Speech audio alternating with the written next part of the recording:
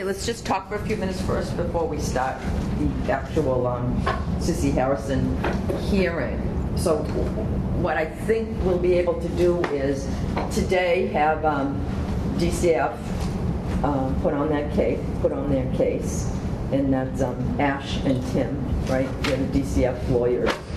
So what you'll do is you'll put Cassandra on the stand, and Cassandra, you're pretty much you and then Joe, but you worked with the family up until Sissy became pregnant, and then you're still familiar with all of the dynamics of the family as well as Sissy pretty much, and then Joe will have a lesser amount of time, because he hasn't worked with her that long in terms of. So you're pretty much the department's star witness. Okay. So Ash or Tim can start with, and you know what? In the interest of so you're not close together, and that you can be facing your witness. I'll ask maybe you guys to move away from Cassandra so you're facing her. Maybe sit down this way or this way. Sure. Does that make sense? Do you guys want to divide the responsibilities for direct questioning depending on how it goes? Tim's like, okay, whatever. All right. And now a couple of words about the experts that we have. We have, I just saw Jeremiah a minute ago. He's the guy named ad litem. And he's, representing that he's best interest, rather than Nadej, who actually represents the children and advocating return to mom. Jeremiah, on the other hand, is representing the twins' best interest and is recommending termination. Now, Jeremiah, you haven't written. You weren't appointed in order to investigate and report. You're just here in best interest. So you'll be qualified as an expert, and the department, then that's Ash and Tim, when we get to you, will do direct examination of yourself. You'll be qualified as an expert. You are an attorney, specializing in domestic cases. So I'm also assuming that standard guardian ad litem, I observe the kids in absolutely and with the mother? Yes. So you know enough about the case itself, plus you're an expert. But the person that has actually written an investigation, written a report is John. And so John, you can be Chris rather than Christine if you want, Chris Pashas. And he being the court-appointed investigator, he's actually available for cross-examination by both sides. So you can do leading questioning of John when he gets called. So what I'm thinking is that we'll get through much of the department's case today, and then on Thursday we'll have who's Sissy? I'm sorry, Jadida. Yes. You'll be testifying as Sissy, and then Richard will be testifying as your great grandmother. That's again on Thursday. Probably Thursday. Okay. Is that a problem? Yeah, I'm not going to be here. Speak louder. I'm not going to be here Thursday. Okay, so we'll see by the end of today. We may have to make some shifts. Let me ask you this: you know what? Let's have you testify today. Then we'll take some of the witnesses out of order. Let's do this. Let's have the department put Ash and Tim. You're going to put Cassandra on first. And when Cassandra is finished, because we may have a lot with you, because you, again, know the whole story. You worked with the kids, the family, etc. So when we finish with Cassandra, let's have, who's your attorney, Cassandra? Patricia and Lessa. Okay. What you guys can call Jadida today. Is that all right? Mm-hmm. Okay. All right. Cassandra, I'm sorry. Oh, I'm the DCF worker for the whole family.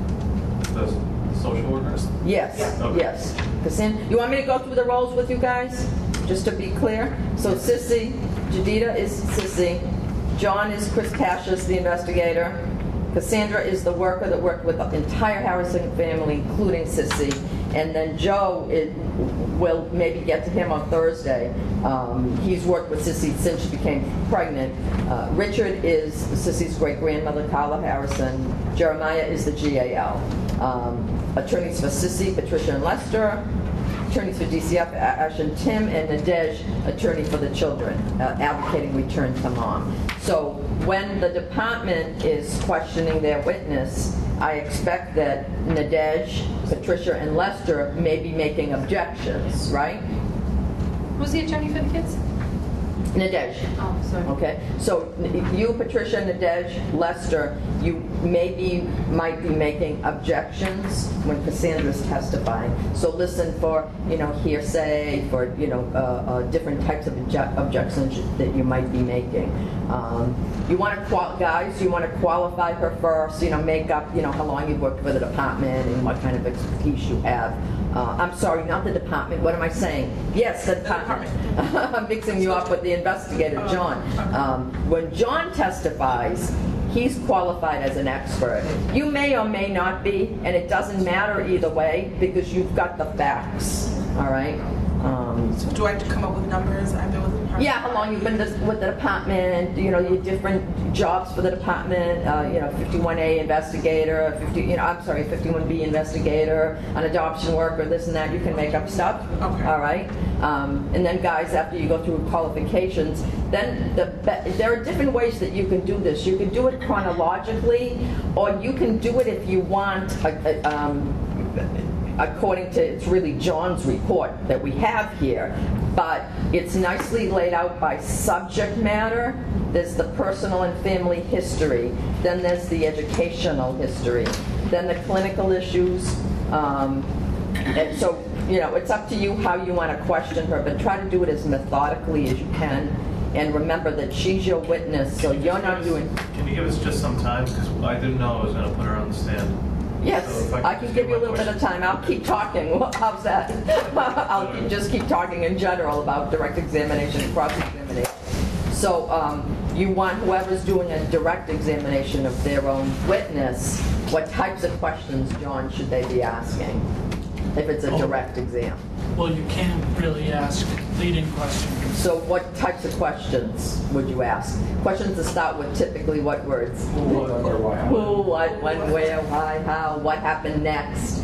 So you keep the momentum going. You don't want to keep your witness talking too long because then it gets into what's called a narrative, and that becomes objectionable, right? Let me just think what you want to make sure the witness is competent to testify. So you want to make sure everything the witness testifies about is, within his or her personal knowledge, that it doesn't call for speculation, that the witness, again, is qualified. If it's an opinion, is the witness qualified to give an opinion? We'll look to that more with John and Jeremiah, who are the experts on the case.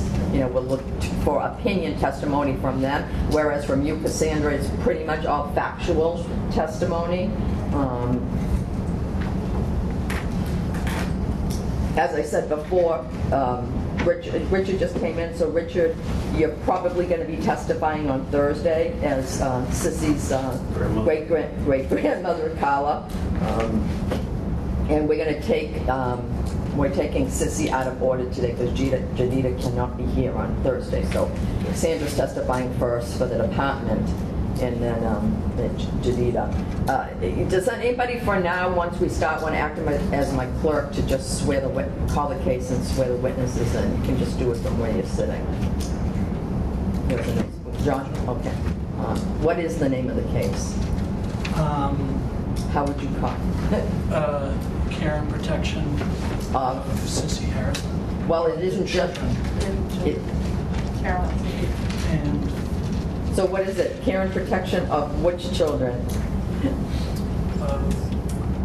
The two, Caroline and Sandy. Yes. Sandra? Carol who? Caroline. Yeah. Caroline. That's an interesting twist. Notice that the name of this case is Care and Protection of, say it again. It's not Caroline, it's Carol. Carol. and Sandy. Who's Caroline?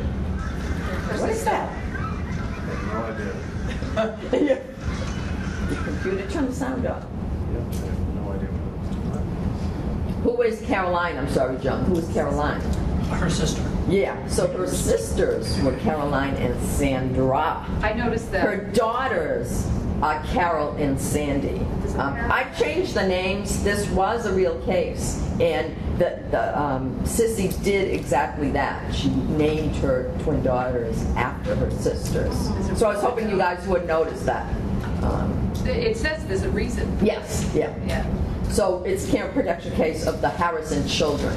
It's not about Sissy, although, Sissy, Cassandra will get into the history because Sissy was also involved with the department and so forth. So John, after you call the case, the department will then, call their first witness. Let me ask you guys this. It is a camp protection case, much more still a trial court, much more informal than many of the other trial courts. But in the interest of, just so you can get a little bit of practice, do you guys want to do a quick opening statement? Ash and Tim, or Lester and Pat, Nadej, sure. even if it's just, very short, a minute or less, okay? And think about, what is an opening statement? Anybody know? Kind of like your argument where you're laying out what you want to see happen. What you want to see happen. So it's not really argument, it's While you're there. what's going to happen.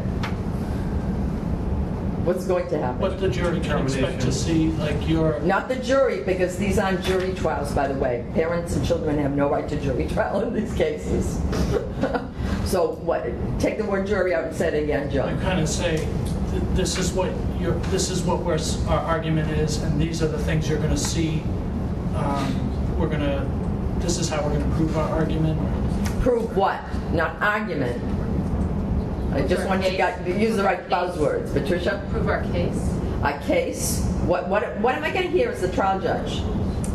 Evidence. Evidence, yeah. So, you're outlining what evidence the court will hear. If you're the petitioner, you're outlining the evidence by which you will meet your burden, right?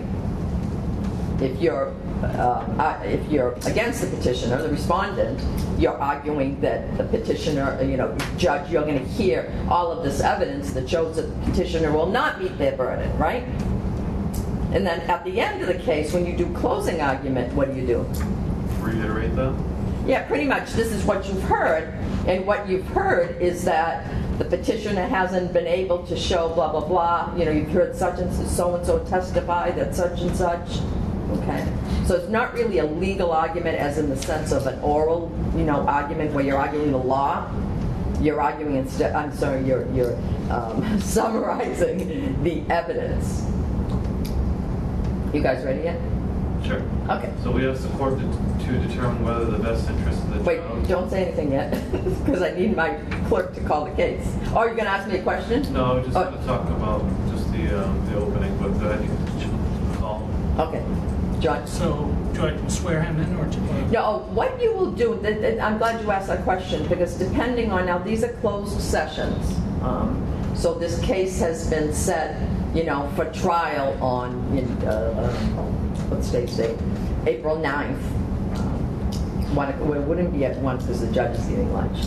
So it's probably 2, maybe it's already been set for the 2 o'clock call. It might have been called in the morning at the call of the list. And everybody's present, all the witnesses, okay. Second call, 2 o'clock list. So you've all come into the courtroom, and once the case is called, the judge is wanting to know, who's in the courtroom. So typically, counsel introduces themselves. Judge might want to know who are the parties that are going to testify. So they might introduce themselves as well, or or counsel might say, and my client, Sissy Harrison is with me. And then what you'll then do is after everyone does their openings, then the department calls first witness, who will be Cassandra. You will then swear in Cassandra. Now, some judges sometimes, all the parties that are in there, they make them all stand up and all sort of, take the oath together. But let's do it a little bit more formally than that. Okay. All right. So hear ye, indicate care and protection. Oh, speak up. The care and protection of Sissy, Harrison, Carol, and Sandy Harrison. Is he correct? Is it care and protection of Sissy? Harrison family. As children. You want to start again? In the care and protection of Sissy Harrison. No. In the care and protection. You notice why am I saying no? Why isn't it's not the care and protection of Sissy Harrison? It's her children. So this is a case about her children. Except because she's an emancipated minor because she's 17. She's a parent. She's a parent in this case, right? Okay. Go ahead. So in the care and protection of Sissy Harrison, of Carol and Sandy Harrison. Thank you. With the council, all introduce yourselves, starting with the department. Ashraf Hussain, DCF attorney. Tim Cohen, DCF attorney. Mother's council. Lester Carl Mattathias representing Sissy Harrison. Patricia Stillman representing Sissy Harrison. And children's council. Dash Lewis representing the children. And who else is in the courtroom? Jeremiah McIntosh, guardian ad litem. Chris Passaias, investigator. And Cassandra Lewis for DCF, for the Harrison, including Sissy. I see a few other people in the courtroom. Oh, Sissy Harrison. Hi, Sissy. Nice to see you. Thank you. My computer won't turn. Grandmother, Carla Harrison, the great-grandmother of the Harrison. Hello, Miss Harrison. Yes. Smoked for many years. I'll hear from the department. So we asked the court to determine whether the best interest of the children will be served by granting a petition for adoption without requiring consent of Sissy. We asked the court to consider the inability, incapacity, unfitness of Sissy Harrison. In making the determination, we asked the court to consider the health and safety of the child as paramount concern.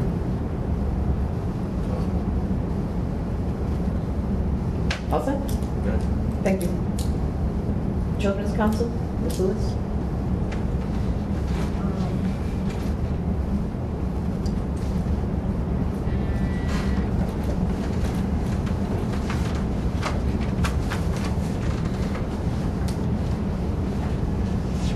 I asked the board for the children to remain with their mother, Sissy Harrison, and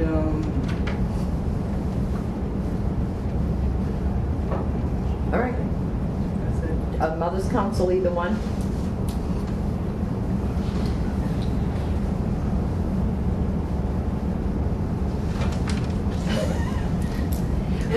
I'd like to ask the court to keep Sissy's children with her.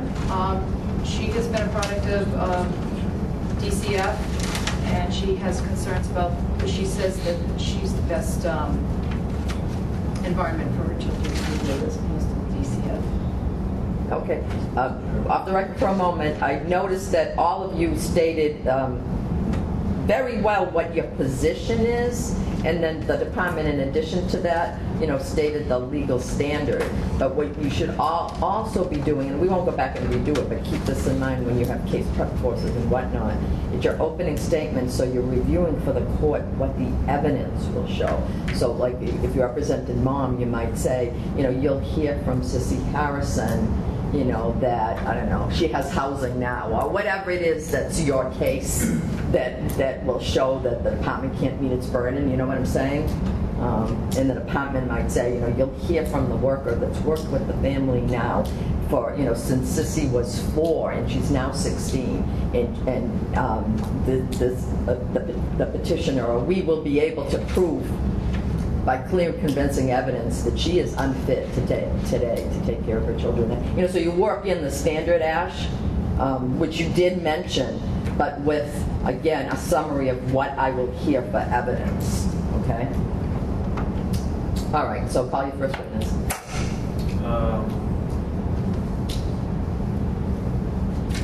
Call Cassandra Lewis. My clerk needs to swear her in. Do you swear to tell the truth, the whole truth, and nothing but the truth? Yes. Okay, please just make sure you speak up so that we do have a recorder here in the courtroom, so the recorder picks up everything. You can proceed, counsel. Cassandra, please state your full name. Cassandra Emmanuel Lewis. What is your occupation? I am the DCF worker. I'm the social worker for DCF for the Harrison family and Sissy. What is your educational background? I attended Yeshiva University, where I obtained my master's degree in social work. What other degrees or certificates do you have? Qualification? I also hold a paralegal certificate from Long Island University. Other than that, and my bachelor's from Stony Brook University in sociology with a minor in child and family studies. Are you a member of any professional organization?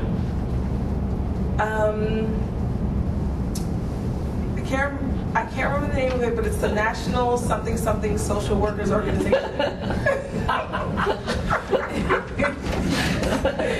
a good one.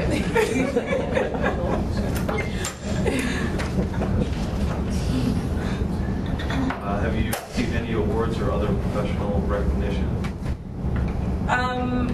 Worker of the Year. Worker of the Year. Well, I did receive several promotions within my job. I started out as a caseworker, case planner, and then they moved me up to. I'm sorry. I used to do a lot of administrative things in DCF, and then I worked my way up into the caseworker, social worker position. And in that department, I've done adoption, I've done permanency hearings, I've done aftercare work, and that's it. Yeah. Have you published any articles in your field? No. How many cases involving adoption have you handled? I've dealt with a few. I would say within a year, maybe anywhere from 10 to 12 adoption cases. How many years have you worked in this field? I've been a social worker for DC, well, social worker overall for at least 8 years. Thank you. How did you first become introduced to the Harrisons? I was first introduced to the Harrisons when a 51B was filed by, wait, do I start there? No, maybe I should start there. No, I was first introduced with the Harrisons when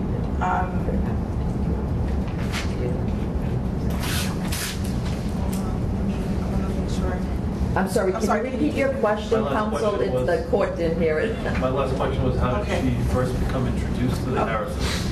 Okay, and I became introduced to the Harrisons when the Lorraine Harris and her mate, I don't know if it just says they're in a relationship. Gary Sandler and Lorraine Harrison together had 3 children. That relationship pretty much dissolved to the point where the kids were given to their grandmother, and that's where we stepped in.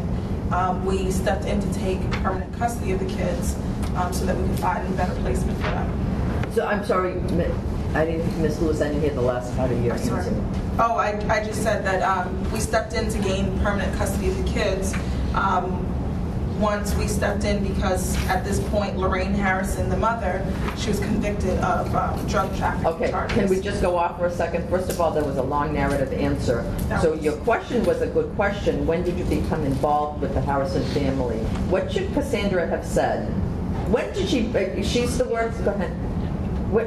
When the mother was convicted, because that's when we really stepped in. What? No, she doesn't. No, Sissy was 4. She's 16 Okay. now. She's known Sissy since she was 4.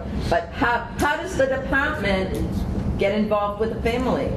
Well, that's when the 51B was 51A. The 51A. Who filed the school? Wait, stop. The school. So that's what you should have been saying, Cassandra. Oh, I thought I should have started with here. Oh. Right, but think of the sequence of events, Okay. right? And that's You what I didn't started meet- to say, but then I retracted and said, oh, no, let me start somewhere Right, else. so when did, you didn't meet Okay. Sissy in the family until this, who was it, I'm sorry, a nurse at, she was first grade kindergarten, I forget. Yeah. First grade, filed the 51A. It was a teacher. It was Yeah, so the nurse at the least that's school. what got the ball rolling Right. and got you then involved.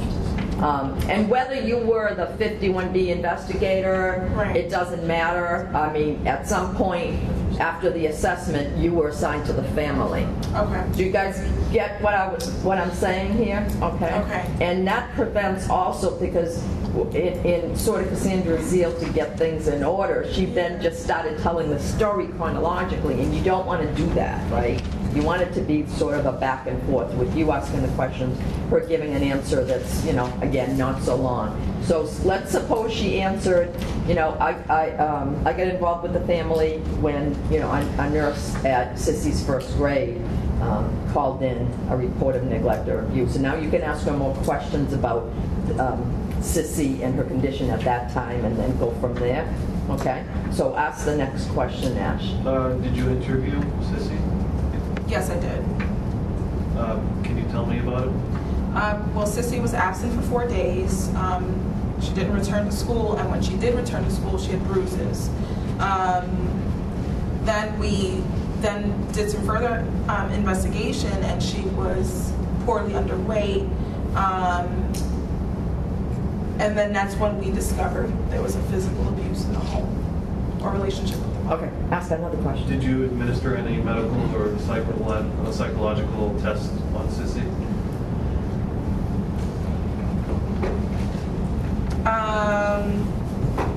Well, do I go into the If you don't understand the question, you don't understand it, or you don't No, know when he's or where he's talking about, or maybe you didn't do the test, it was part of services of the department. Right. Sounds like you don't understand the question, No. so why don't you Okay, say... I'm sorry, can you rephrase the question? Did you administer any medical or psychological testing on Sissy when you first encountered her? Yes, we did. We did. Yes, you answered the question. Yes, we did. What's your next question? Yes. Can you tell me what tests you administered, please? I don't have the specific. We don't have any. We just did an investigation onto the well-being, the physical well-being and the mental well-being of Sissy. Can you tell me about Sissy's mental state? Yes, Sissy has come from Objection. narrative. It's the same. Why am I saying objection to your question? It's a leading question. Lester?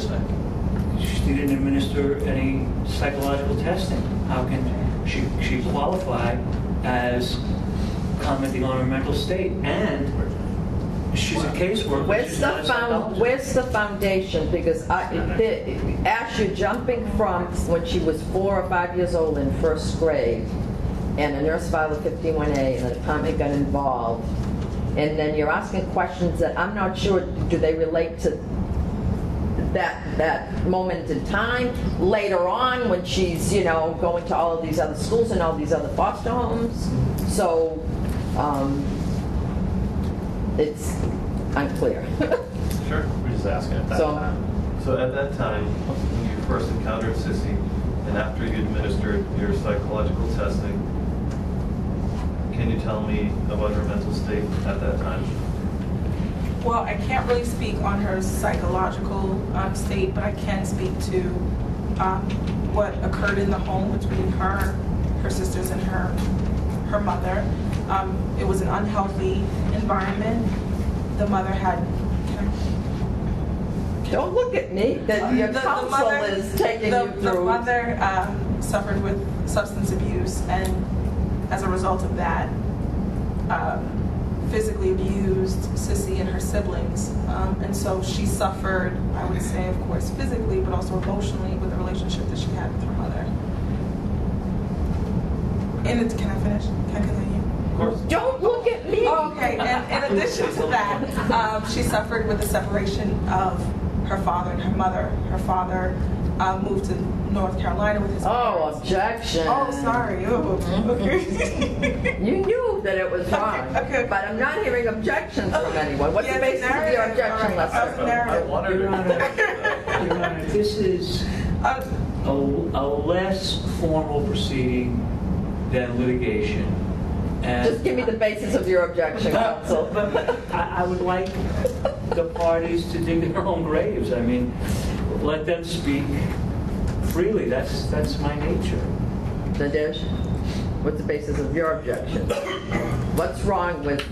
In fact, you wouldn't be... Actually, at this point, she already answered, so what are you doing? You're not objecting to the form of the question. What do you want? Patricia? To withdraw it? No, she already answered, so what is it? You're moving to do what? Strike it. Strike her answer because it's what? Prejudicial.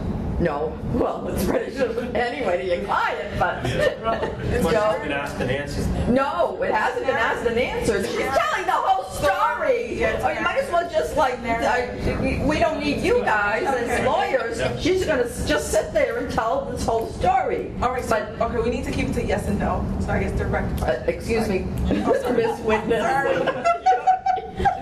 So the judge can do the directions here. Did you So realize? when should you have stopped? So you have a witness here that's a little bit overzealous and, wants to get her whole story in. But you can look for maybe gaps where she pauses because she does tend to go on and try to get in another question that would lead to. That's the only thing. Well, then you're going to have objections that that the answer is calling for a narrative, and I just stricken her whole answer because it was a narrative. So where are you at now? Did you rely on any other source of information informing your opinion? Informing my opinion. What? I'm sorry. Well, other than your interview, did you rely on any other information? Did you look to any other case studies? No. Okay. No.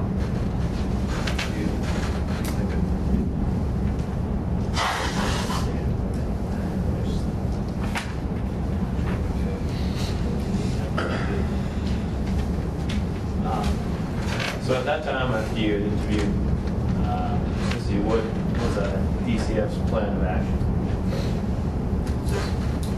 What steps did you take? Well, we first wanted to get her stabilized. So What did you do? What do you mean? You just said you wanted to get her stabilized, so what did you we placed her do? into a foster home. Was that just one foster home she stayed in? No, she stayed in several foster homes. And what was the reason for so many fosters? Sissy wasn't doing well in those homes. They weren't good placements. She wasn't doing well in school as well as the foster home itself.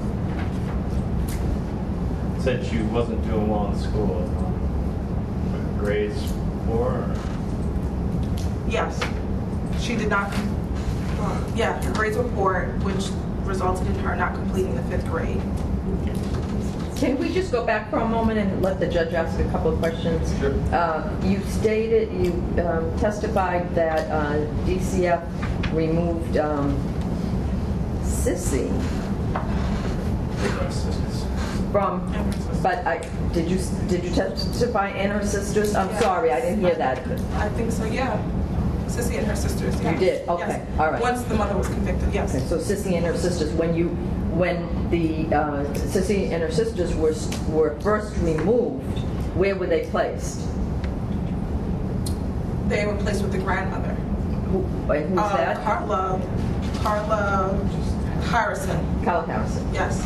So Sissy and her two sisters. Yes. How old was Sissy at the time? Sissy at the time, so if that was she was like 9 years old. Okay. Because it says the next 5 years. So she was 9 years old at the time she was placed with her grandmother. And how old were sisters about? I would say she was 9, must have been 7 and 6. 6 and 7. Okay. And they lived with their grandmother for how long when they were first removed? They lived with the grandmother for, I would say about 16. Sorry, 1 second.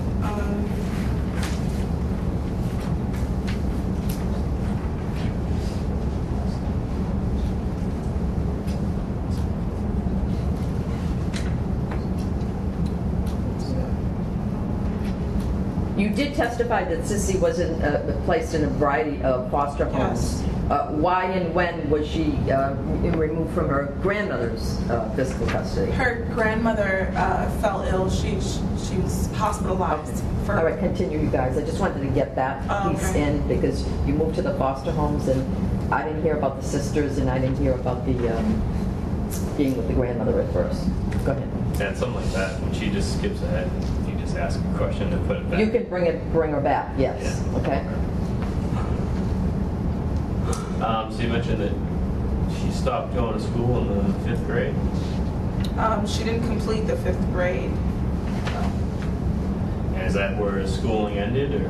No, she went from the Joseph Lee Elementary School, and then she was placed. Just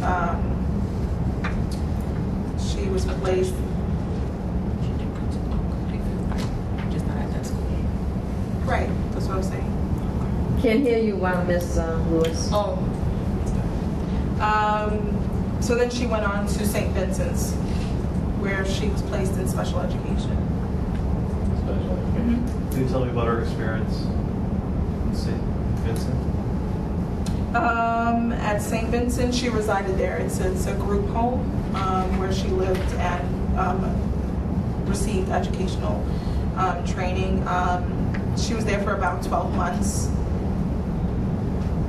and that's it. Before that? Right. You can ask her. Before she went to St. Vincent's, did she attend a vocational school?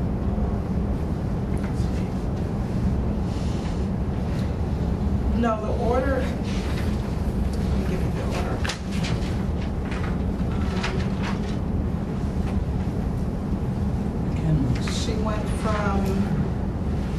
She went from the Lee Elementary School to St. Vincent's, and then after that, she went to the McKinley Technical School. That's the order. Okay. So what was the last grade she actually completed?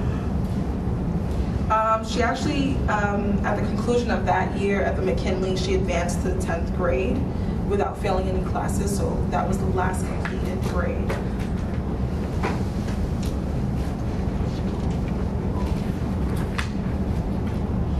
So you said she didn't fail the 9th grade? No, or she failed? completed the 10th grade. That's the highest level that she completed, 10th grade. Did she actually pass any classes in the 10th grade? Yeah. With all failing, oh, I'm sorry, she didn't. I'm sorry, the 9th grade is where that's her highest level of education. And in the 10th grade, she failed classes. Sorry. She didn't actually attend most of the 9th grade. Objection, leading, sustained. Did she attend?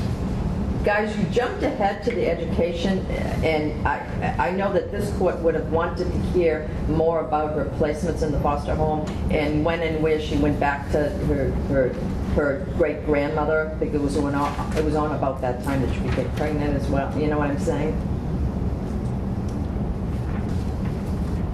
I heard that she was with grandmother and then in foster homes. That's all I've heard about her placement. Can we go back to that piece so I know the progression of where she lived?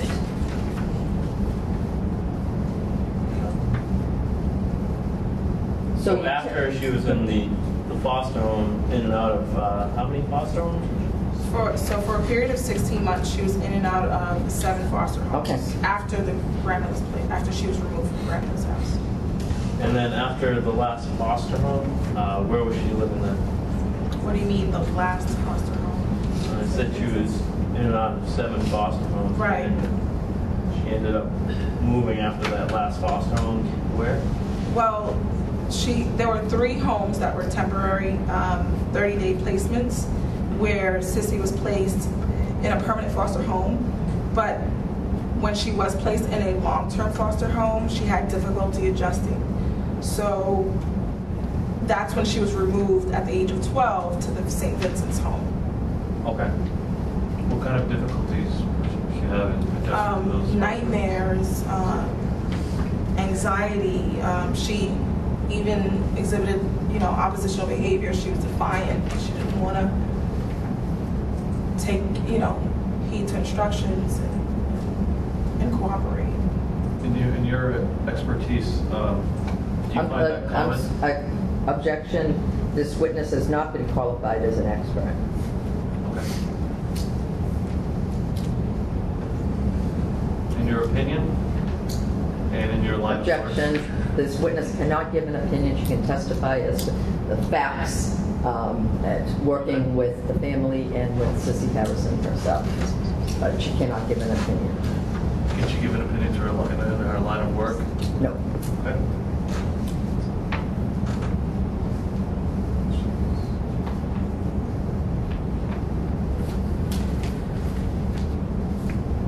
What did she observe? What services did the department offer? How Sissy did with those services? How grandmother did, etc. All those Right? questions, please. Any audio? Okay, well, okay. So we're jumping to services. Yeah, what services did DSF offer Sissy? At one point, because When she was being tossed around from one foster home to another?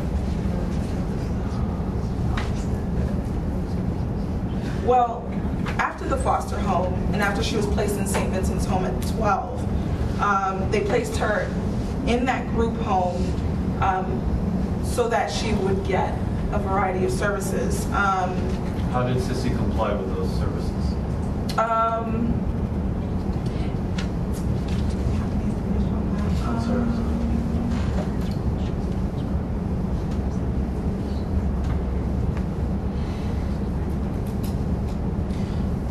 Well, it says that she... What says? You know, because you worked with Sissy, Oh, right? I'm sorry. I know it's hard to remember everything from the report, Yeah. Cassandra, but do the best you can. Make up Okay, stuff. so St. Vincent, so pretty much after St. Vincent's, her sisters were free for adoption. Well, maybe I should go back there. But she did well at she did okay at St. Vincent's home. What does okay mean, Miss Lewis? Are you referring to how she did in school when you said she did okay? This is before she went back to the grandmother, because she went back Okay. to the grandmother again, so I'm trying to figure out, you know what I mean? When she went back to the grandmother Sure. again, did she go to school? No, Not at all? That's when the truancy, she did. Because she went back to the grandmother. For how long? For 2.5 years. Okay. And then that's when How did she do when she went back to she the actually grandmother? did well in school and in the home. So she was going to school at She was that going to time? school, but then over time, she started to just really go downhill negatively. What do you mean And by downhill? Downhill meaning not complying, not going to school, not doing well in the home. So what happened? Specifically, So what happened? You have to keep at on this 14. witness because she just wants to tell the whole story. And that happens, even if you've prepped the witness before. So what happened? So she stopped going to school, and they filed a truancy. The Chins, Who stayed? the school filed Chins Okay. petition for truancy. And then, of course, Eddie. Oh no, sorry, tell the whole story. Okay. Period. Go ahead, ask the next question too. You can get one in. So after they filed the petition for truancy, Sissy was assigned Did Sissy go to school after this petition was filed? did Sissy go to school after the petition was filed? Yes, she did. She was assigned a probation officer who ensure that Sissy would go to school every single day. And then,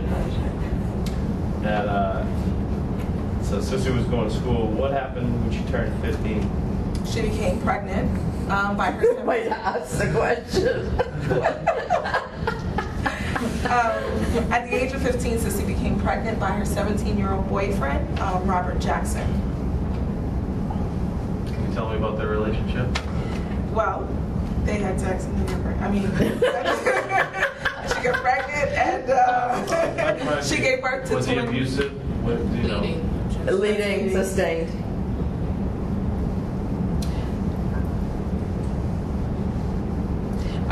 She gave birth. Wait, you don't have a question. Still want to know. You just want to keep going. You wait till council asks you a question, Ms. Can Lewis. you please describe their relationship? How about this? I don't know anything about Yeah, I don't know this about particular relationship, but working with Sissy ever since she was 9 years old, she kept engaging in one bad relationship after the other. Any objections to that? No. She observed it. She did that. You want to object? I do. Okay. What's the basis of your objection, Counsel? You have, our client is, A legal basis for the objection. Here's that. For tradition. Actually, not that you want to strike the answer. I'm sorry. It's beyond the Ms. scope. Lewis just said. Beyond the scope of this person's, this witness's expertise to characterize every relationship the child has had as bad. What might be another objection? Just you'd want to ask, what does bad mean? Give me more details on it. What might be another relationship? I'm sorry, another objection. So she's starting to talk about, this is care protection termination trial of Carol and Sandy. And the witness, who, knows Sissy, being her worker for so long, is starting to, Relevance? Relevance. How is this relevant? Okay, but then what can the department say? Well, Your Honor, it is relevant because... Probative than prejudicial. Well, what's another way that you can show relevance if she's talking about... To the fitness of the mother. It goes to her fitness. Yeah. And you want to get in everything you can that this witness knows, just knowledge, not expertise, not opinion, knowledge of Sissy, of Sissy herself. Not anything bad, but just the fact that, she's young. She pretty much flunked out of school. She pretty much doesn't have a place to live. She's bounced back and forth.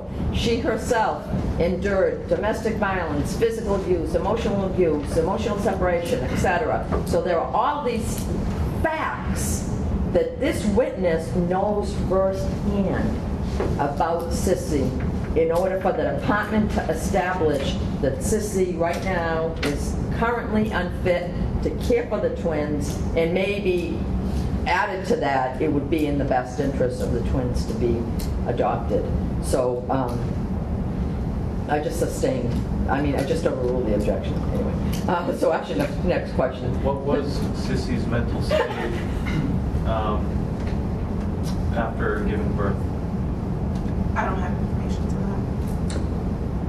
that. So, after Sissy gave birth to the twins, what did DCF do to provide services for them? Well, DCF at that time contracted with the Boston Children's Services to provide case management for, case management and foster care to Sissy. Stop for and one her moment, daughters. because now you're getting into facts that Joe would know. Okay. So once you get to the point in time that DCF is now starting to offer services for pregnant Sissy and so forth, we'll hold that testimony for possibly Thursday when Joe testifies. So let's do a quick cross-examination, and More questions. Children's Council, so we can get to Jadida as Sissy today. Cross, Tricia?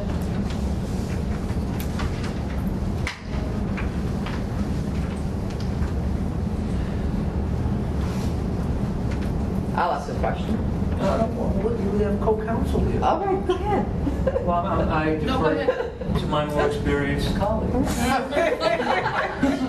I'm waiting. that DCF has done enough for? Of course they have. Yes, we have. She's gonna say. Well, what Patricia, exactly has Patricia, stop. Don't ask a question unless you know what the answer is going to be. And the answer should be a yes or no that's favorable to you, to Sissy, your client. So think of some positive facts about Sissy, either positive facts or facts that would not lead to the conclusion that she's unfit. Lester looks like he wants to say something. Madam Social Worker, how would you describe Sissy's mood and conduct upon learning that she was pregnant with her twins?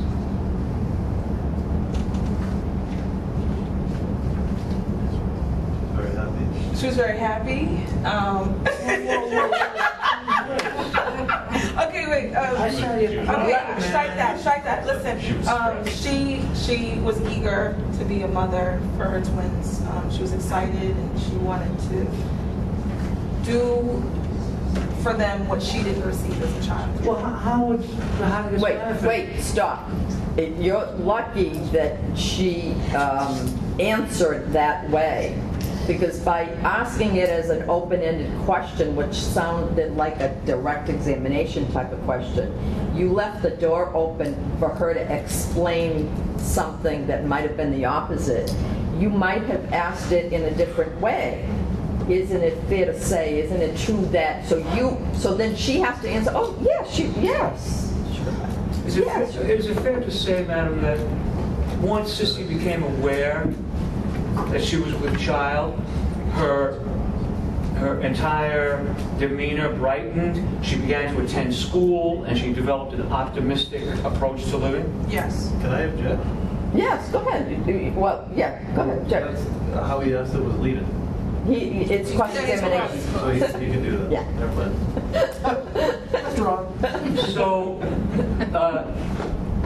madam, in view of the fact that Sissy became far more responsive, optimistic, hopeful, eager, would you say at that point she presented the appearance of a happily expectant young mother? Yes. Can I just stop for a second? I'm looking at the time, and can we hold some of the cross-examination of Cassandra for either next Thursday or maybe at the end of class, and let's have you guys put Mom, Jadida, on the stand since she can't be here on Thursday. I have many questions. I know. We'll come back to you, Cassandra, if that's okay. All right. So let's excuse this witness and have the clerk swear in the next witness. Raise your hand. Do you swear to tell the truth, the whole truth, and nothing but the truth, so help you God? Yes, I do. Sissy, if you could, I know this is a courtroom situation and you look a little bit nervous, but make sure that you raise your voice and that so the transcriber can get all of your testimony. Thank you.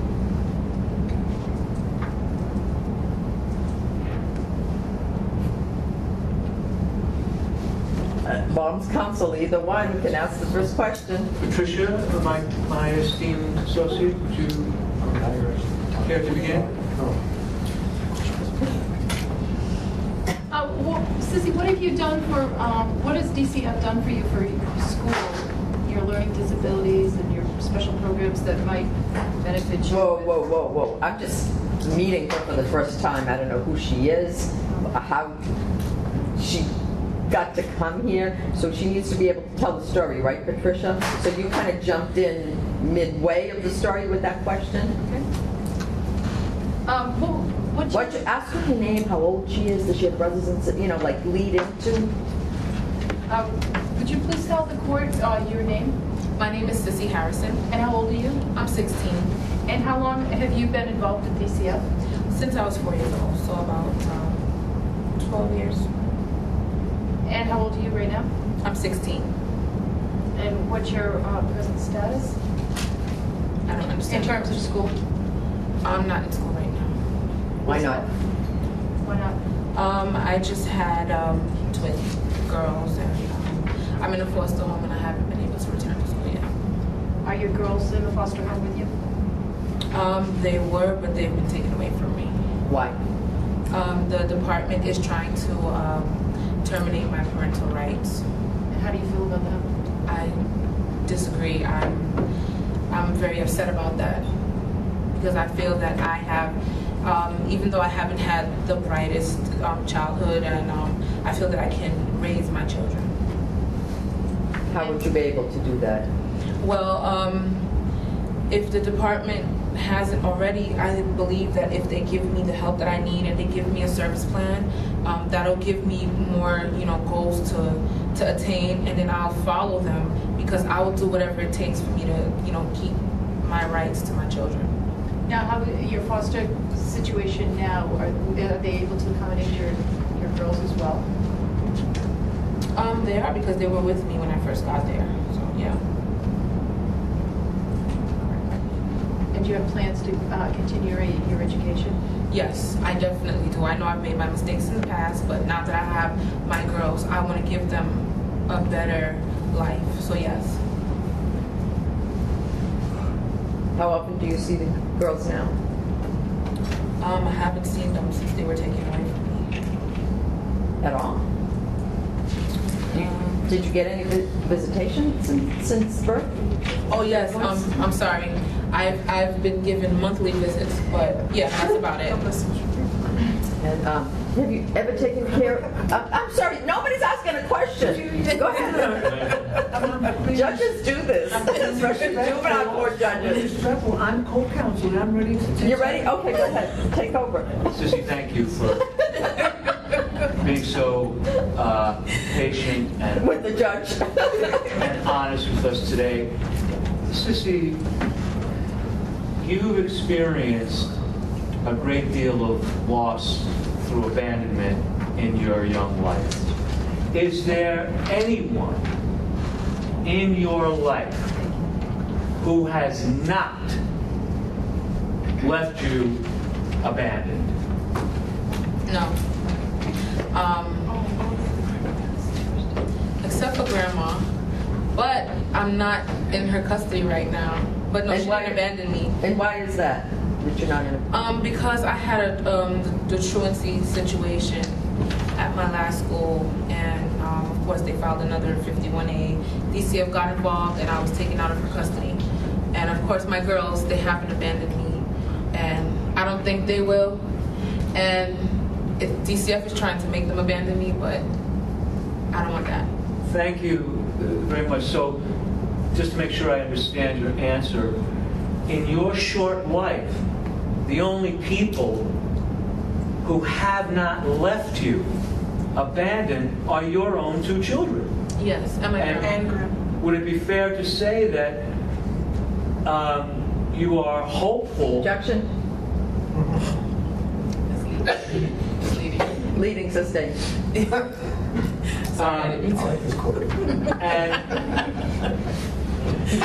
done. Move it along. All right, you're.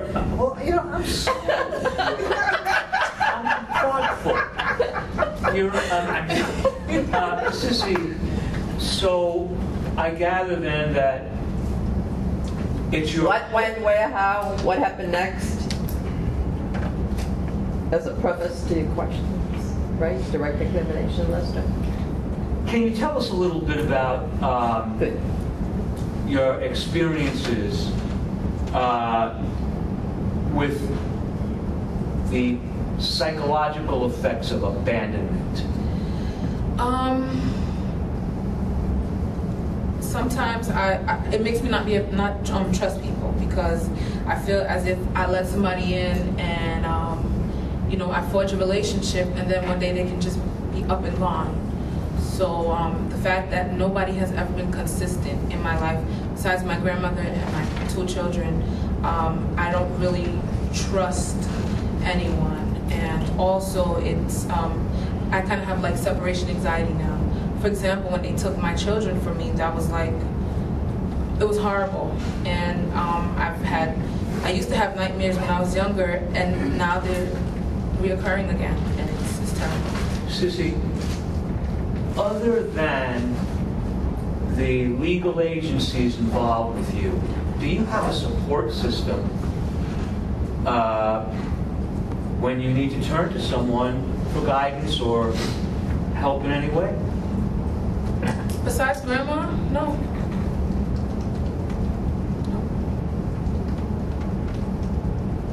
And Sissy, finally, and thank you so much for your cooperation.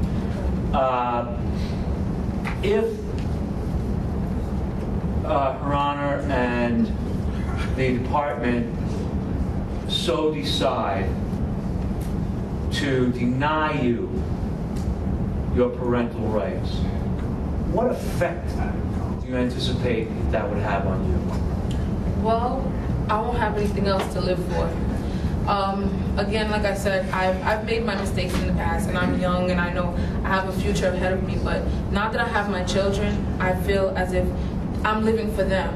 And if my children are taken away from me, my parental rights are taken away from me, then I have nothing else to live for. Thank you very much.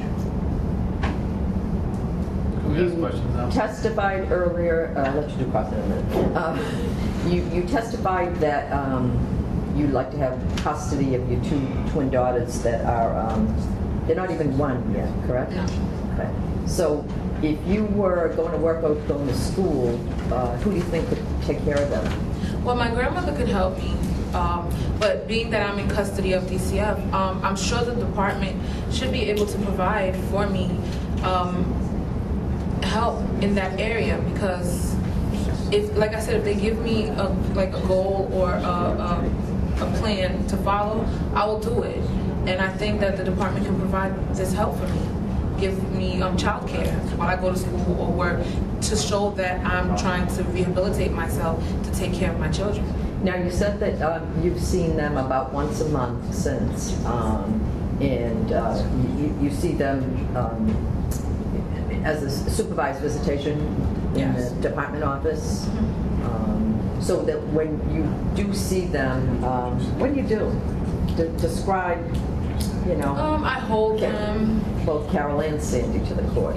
I hold them. I talk to them, even though they're young. But I just want them to kind of get used to my face and my voice, and I just cherish that time. I just play with them, whatever it is that I can do in that supervised visit.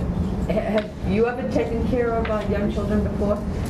My sisters. Even though I was younger, I used to help take care of them. So. What did you do exactly? Give me 1 second to refresh my memory. I will tell you. That's a good question. I should ask.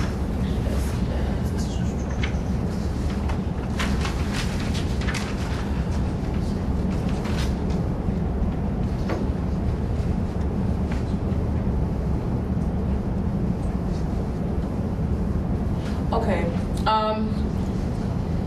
Especially when we were taken away from our parents and we went to grandma's house, I used to, help reassure them that, we would stay together. Sometimes if grandma was busy, I would feed them. Grandma would cook the food, of course, but I would feed them, help them change their clothes and give them baths, things of that How sort. about when you and your sisters were very little and you actually lived at home with your mom and dad?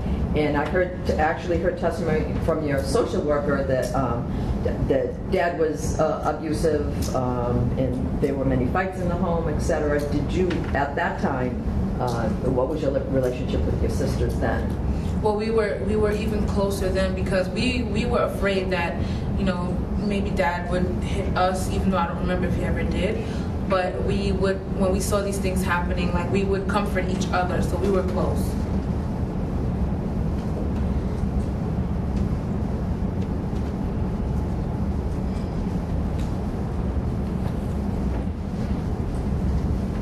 Any other questions?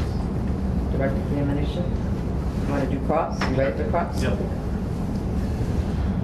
Hello, Sissy. Hello. Can I start my questions? Do you have a relationship with your mother? As of now, no. Do you have a relationship with your father? No. So your children will not have a relationship with their grandparents? No. Would you say say the beatings inflicted on you when you were in the custody of your parents, has that caused you any depression? No, I'm over it. Good for you. Has your boyfriend ever hit you? He did, and that's why we're not together anymore, because I don't tolerate that. Does your boyfriend have any communication with the children? No, and that's his choice, so no. So you're over the beatings. It wasn't a big deal to you? When I was younger, yes, but now that I have my children, I've refocused my life. I'm not going to let my past, affect my future. So I've decided to let it go and move on with my life. Have you ever hit your children? My children were just born, and no, I didn't hit them. No. Why did you skip school? I was young. Other things interest me. If my friends were going out and they didn't feel like going to school, I would follow them. Yeah, I did that, but that was the past. Did you know that not going to school would get you in trouble? I did know, but again, I was young and dumb. You're still young, aren't you? I'm still young, but I'm talking about young in state of mind. I'm still young in age, but my mindset is different now. Have you matured a lot since? Yes. then? So did you know that if you were getting in trouble and messing up as a child, that might make DCF question whether your grandmother was fit to raise you? I'm sorry, can you repeat the question? Did you know that skipping school and getting in trouble as a kid can make DCF question whether your grandmother was fit to raise you? No, I didn't know that. Your Honor. What are you doing? You objecting? Well, it's not Your Honor. Objection, Your Honor. And then I'll say, what's the basis? It's a hearsay question. He's asking our client something about what her grandmother knew. That's hearsay. Can you repeat the question? I'm sorry. I asked if she knew. I asked if she knew that. Say it again. If that would make DCF question the grandmother's ability and fitness to care for her. What might be another basis for an objection to that question? That's double hearsay. It's not hearsay. Oh, hearsay. It's not hearsay because she's not answering she said. That's right. It's imputing some kind of knowledge on her, right? That she either may not have or may not be competent to testify about. So I'll sustain your objection. Would you want Thank you, Your Honor. You're welcome. Would you want your children to behave the way that you have? No. And this is why I refocus my life so that I can give them guidance and, I've learned from my mistakes and I don't want them to go down that road. So. You mentioned you'd contemplate suicide if your children were taken away and put another... I did not say that. I said I didn't feel as... It's a way of speaking. I just, I feel like now that I have my kids, my life has more purpose. So for them to be taken away, like that purpose would be taken away. But I never said that I would contemplate suicide.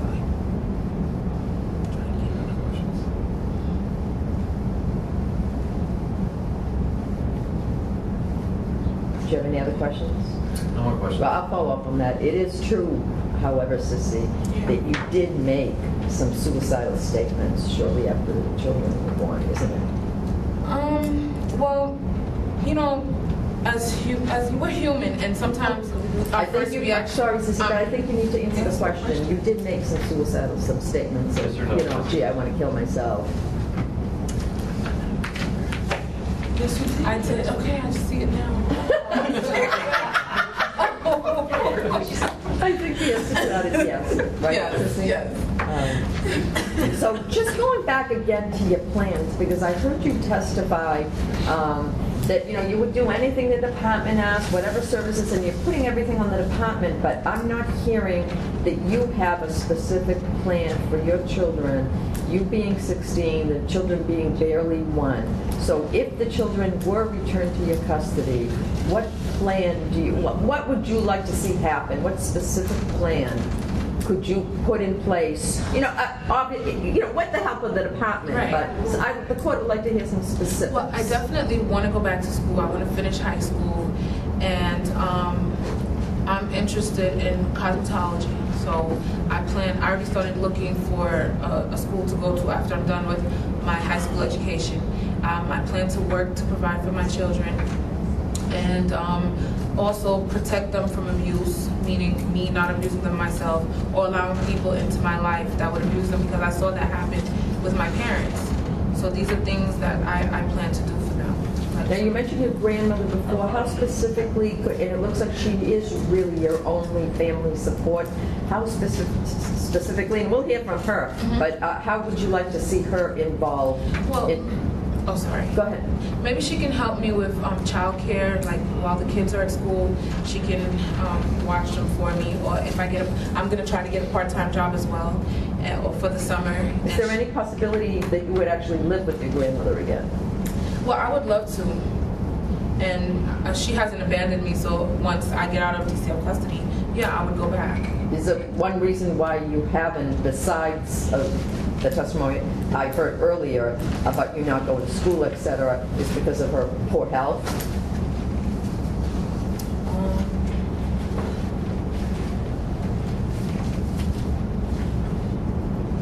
Well, before, yeah, she was, because of her poor health, but I think she's been getting better, so hopefully it continues that way. Okay. Any other questions of Sissy, because we won't hear from her on this Thursday? Go ahead. Sissy, thank you, Your Honor. Would you be open to an alternative to the question Her Honor asked you about residing with your grandmother? Because there are programs, for example, the Crittenton Hastings House does take on adolescent mothers and their children and would work with you in developing your parenting skills, provide a safe haven for you, help you find employment, complete education. Would you be open to something? Oh, definitely, because again, like I really want to do what it takes to prove to the court and to the state that I'm doing my best so that I can take care and provide for my children. So yes, I'm open to that. Thank you very much. Thank you. Anybody else have any other questions of Sissy? All right, Ms. Harrison, you can step down. Thank you. Thank you. So let's start on Thursday, finishing cross-examination of Cassandra. Joe, the worker that has worked with Sissy since she became pregnant. So some of the information the court has already heard, but you can certainly ask because the other one has direct knowledge. And then Carla the grandmother, Jeremiah the GAL, John the investigator. We'll go a little quicker on Thursday because we have to finish it. Because next Tuesday, actually, Michael Kelly will be coming to speak to you guys on the child requiring assistance law. So that'll be an introduction to the CHIMs, and then we'll get into the delinquencies after that. I will be going tomorrow to a nice conference that Suffolk is putting on confessions, in delinquency cases, false confessions. I think I mentioned this to you early in the semester. Actually, Judge Agnes is one of the participants in the conference. So if I have any, I think most of my materials, actually, I haven't accessed it yet, but they send you electronic stuff. So if I have anything that I can impart to you guys as we get into the delinquencies, I certainly will, because that's a huge issue, in terms of brain functioning of adolescents and, false confessions that can be thrown out, as a result of, again, the adolescent being an adolescent rather than an adult. So it ought to be pretty interesting. So I probably won't have time to discuss it with you on Thursday, but I'll hold discussion for when we start delinquencies toward the end of next week. Okay.